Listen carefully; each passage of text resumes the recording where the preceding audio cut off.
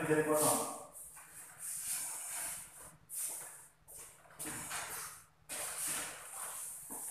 Selamat pagi anak-anak. Pagi, Pak. Apa kabar? Luar biasa. Baik, ada yang tidak hadir hari ini? Kayaknya Ya. Berapa jumlah saya? 20. Lumayan ramai. Baik, sebelum kita mulai pelajaran, Bapak minta salah satu pimpin kita di dalam doa. Pidana boleh, Pak. Silakan pidana. Sebelum kita mulai pelajaran kita, marilah kita berdoa menurut agama dan keyakinan kita masing-masing. Berdoa.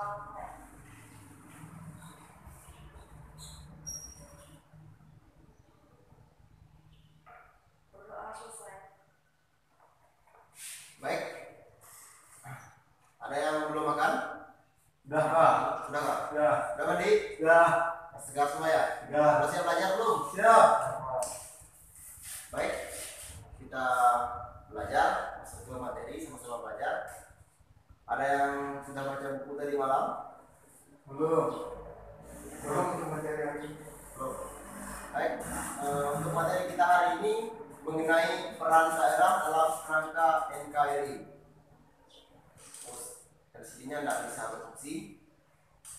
Bapak menggunakan buku yang ini, Pendidikan Kewarganegaraan. Di sini ada materi mengenai NKRI.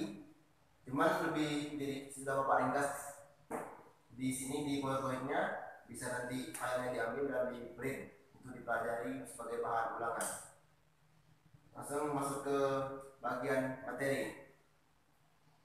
Bapak ingin menanyakan apa yang dimaksud dengan daerah menurut pemahaman kalian, karena kita berbicara tentang peran daerah dalam kerangka NKRI. Apa ya? Nggak tahu. Masa daerah. Masa nggak tahu daerah. Nggak tahu, Pak.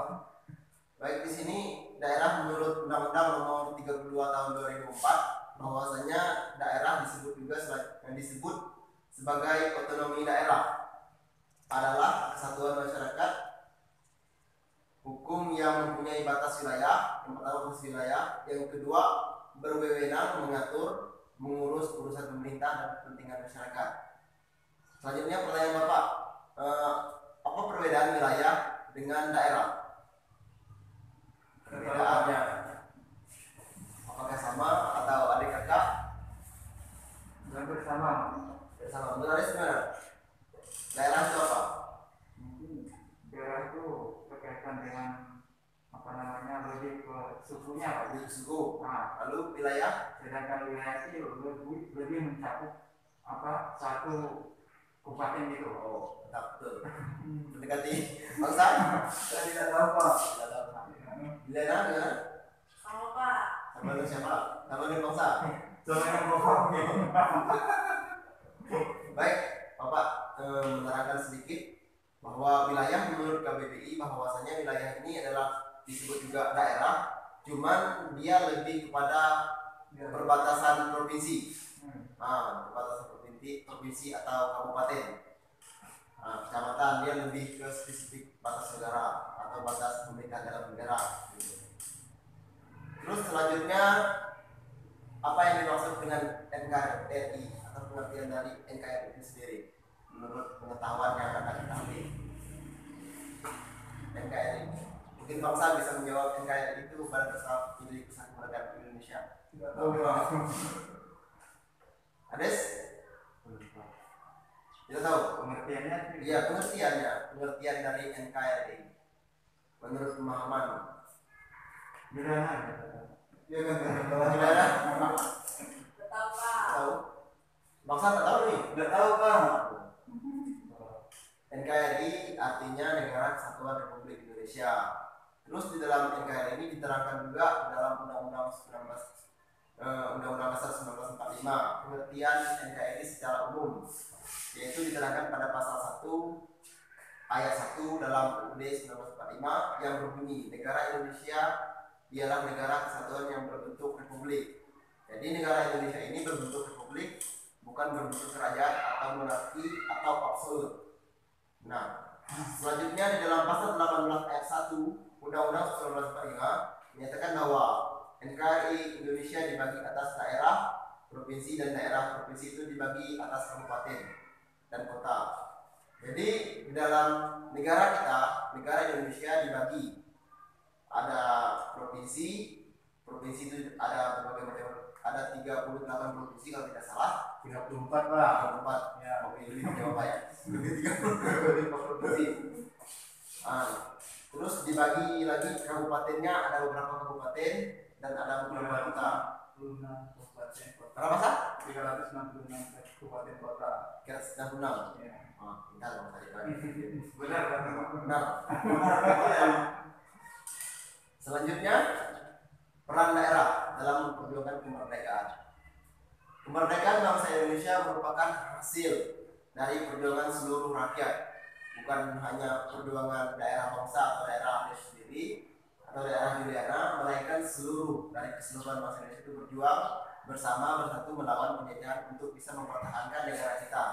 Sebab bangsa Indonesia ini kaya akan kaya alam. Tentunya lingkungan kita masih dipenuhi tumbuh-tumbuhan hijau, pepohonan dan lain sebagainya. Sehingga bangsa barat atau bangsa asing itu ingin merebut atau menguasai daerah kita.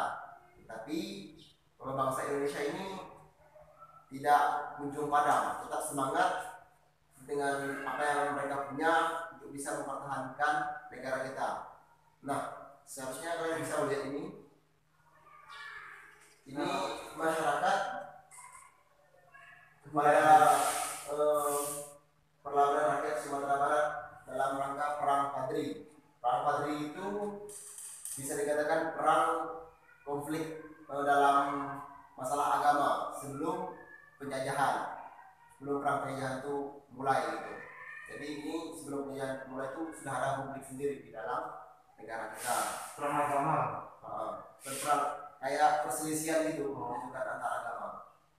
Ini berlangsung kurang lebih 35 tahun. Setelah itu baru masuk ke penjajahan. Terus selanjutnya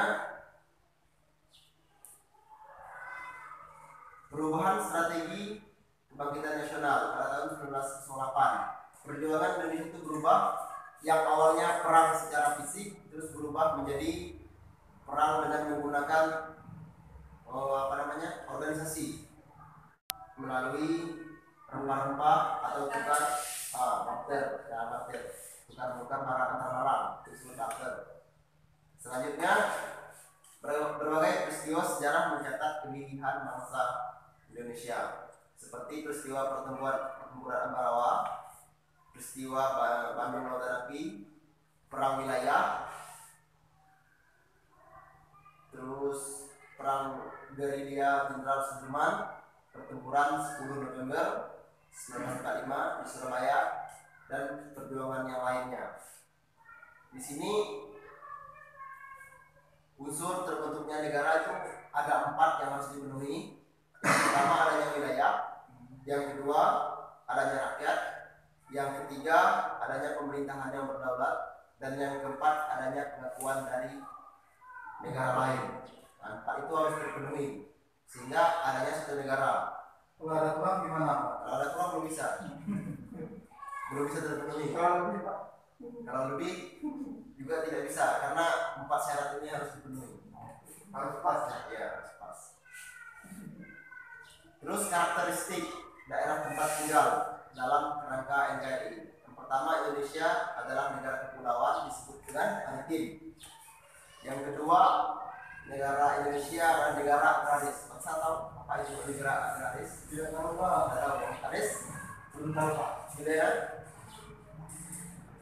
Kalau misalnya kalian petani atau Petani dan perkebunan. petani dan perkebunan, Tidak jelas Pak. itulah yang disebut dengan agraris. Pertanian. Nah, artinya penduduk Indonesia ini dipenuhi atau mayoritasnya petani, yang disebut dengan agraris. Terus Indonesia terdiri dari berapa provinsi? Tidak tahu Pak. Tadi katanya 34. Ini lupa ya Pak. Indonesia berpenduduk lebih dari 250 juta jiwa, jadi lumayan banyak. keseluruhan di Indonesia ada lebih dari 240 jiwa dengan perbedaan berbagai macam suku, agama, ras di berbagai pulau atau kepulauan. Di setiap daerah Indonesia memiliki ciri khusus, keadaan geografis yang mempengaruhi perbedaan setiap daerah. Jadi perbedaan tempat tinggal kita di Sintang dengan di Papua atau di Maroke itu berbeda, sehingga mempengaruhi perbedaan dari setiap kita, dari setiap individu. Apa yang membedakan? Kulit, warna kulit sudah jelas beda. Kalau kau tinggal di Iran pasti kau akan agak gelap-gelap gitu. Karena di Iran tuh pada gurun, tidak ada tumbuhan hijau, hanya ada paling kaktus. Selanjutnya apa lagi ya? Hak yang dimiliki pemerintah daerah. Ini hak yang dimiliki pemerintah daerah juga diatur dalam Undang-Undang Nomor 32 Tahun 2004. Yang pertama mengatur mengurus urusan sendiri pemerintah, tentang pemerintah, memilih pemimpin daerah, mengelola aparatur daerah. Mungkin secara bangsa mengetahui karena pamannya adalah seorang anggota dewan. Selanjutnya mengelola kekayaan daerah. Mengelola kekayaan daerah ini bukan hanya orang-orang kepentingan atau pejabat, tetapi kita sendiri bisa mengelola apa yang ada di daerah kita sendiri. Contohnya dari baru kita bisa mencarinya, menjualnya itu bisa milik kita hasilnya. Jual jengkol Pak. Nah, jengkol bisa kacang panjang, Bulat. buncis, bulat, pasang, lokasi. Menurut pajak, distribusi rendah, mendapatkan hasil dari pengelolaan SDA. Selanjutnya ini ada beberapa tugu nasional, bisa dilihat. Tugu apa nih Pak? Pemain. Tugu Sabang Merauke. Harus bisa lihat ya. Ini apa nih? Oh itu. Oh Itu apanya Kak? yang mana? Ini Itu Tugu Monas. Monas. Di atas Monas ini ada apa? Kelanangan. Mana? Di atas Monas ini ada emas. Emasnya kurang lebih beratnya 15 kilo. Coba ditijam injek ya Pak. Lihat aja nanti. Ini Tugu Madu Mulatan Api. Ini tingginya Bapak belum mengutipnya. Terus ini Tugu Pahlawan yang ada di Surabaya. Ini bangsa pernah Surabaya. Mana itu belum Pak? Monas, Belum. Ades, Ya itu pernah. kecil pernah. Udah besar nggak pernah. Itu lama ya Pak. Juliana, baik sampai di sini ada yang ingin tanyakan seputar NKRI? Tidak ada Pak. Kalau tidak ada apa yang akan bertanya kepada kalian? Tolong dijawab masing-masing. Silahkan Pak. Kalau bisa. Kalau tidak ada yang bertanya, apa yang kamu tanya? Yakin tidak ada? Tidak ada. Juliana, Ades, Tidak ada. baik. Bapak akan bertanya satu pertanyaan, masing-masing dijawab. Yang pertama, apa yang Anda lakukan dalam mempertahankan NKRI? Siapa dulu Pak? Maksa, Yang yang pertama, pertama saya lakukan nah, ya mematuhi aturan undang-undang yang telah ditentukan pemerintah. baik. Selanjutnya, Yang kedua, apa ya? Kurang tahu Pak satu ya, saya tahu. Ades, gimana? Untuk mempertahankan NKRI. Salah satu contohnya Pak, berjalan. Kita memperingati hari orang besar. Besar, contohnya, Contohnya kayak berjalan hari pahlawan. kawan. Nah, dilaksanakan di setiap hari Senin. Juliana, mencintai produk-produk Indonesia. terus, Dan itu aja. ya. Tidak ada Tidak ada Baik, semuanya benar. Kita harus mencintai produk Indonesia. Tadinya kita harus mengikuti atau menghargai apa yang telah dikorbankan atau apa yang telah dilakukan oleh pahlawan-pahlawan pada zaman dulu pada masa penjajahan. Baik, materi kita cukup sampai di sini.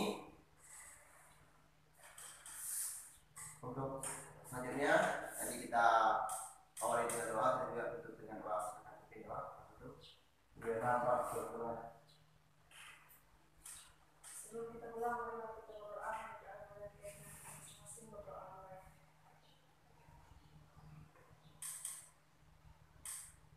Berdoa bersama. Baik, Bapak ini selamat pagi dan salam sejahtera.